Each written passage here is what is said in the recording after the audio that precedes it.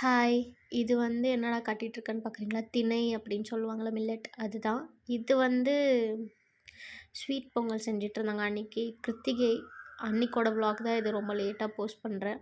So திணையில அந்த அரிசியில நம்ப மஷ்ரூம் பிரியாணி தான் பண்ணேன் அன்னைக்கு. ஸோ அதோட விலாக் தான் இது.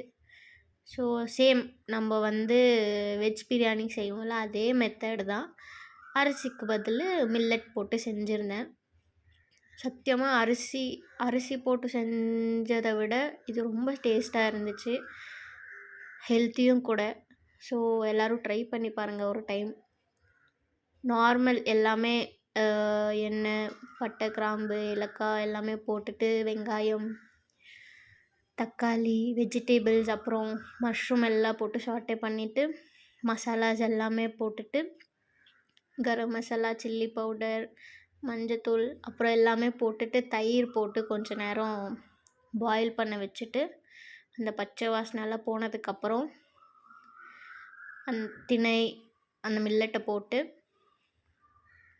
நார்மல் வெஜ் பிரியாணிக்கு ஊற்றுற அளவை விட கொஞ்சம் 1/2 கிளாஸ் எக்ஸ்ட்ராவாக இதுக்கு ஊற்றணும். ஏன்னா கொஞ்சம் ரொம்ப நேரம் ஆகும் வேவுறதுக்குன்னு சொல்லிட்டு. ஸோ அதெல்லாம் பண்ணிவிட்டு சூப்பராக ரெடி ஆச்சு. அன்றைக்கி வேறு கிருத்திகையா, ஸோ ஸ்வீட் பொங்கல் எல்லாம் பண்ணி சாமிக்கு படைச்சி பூஜைலாம் பண்ணாங்க வீட்டில்.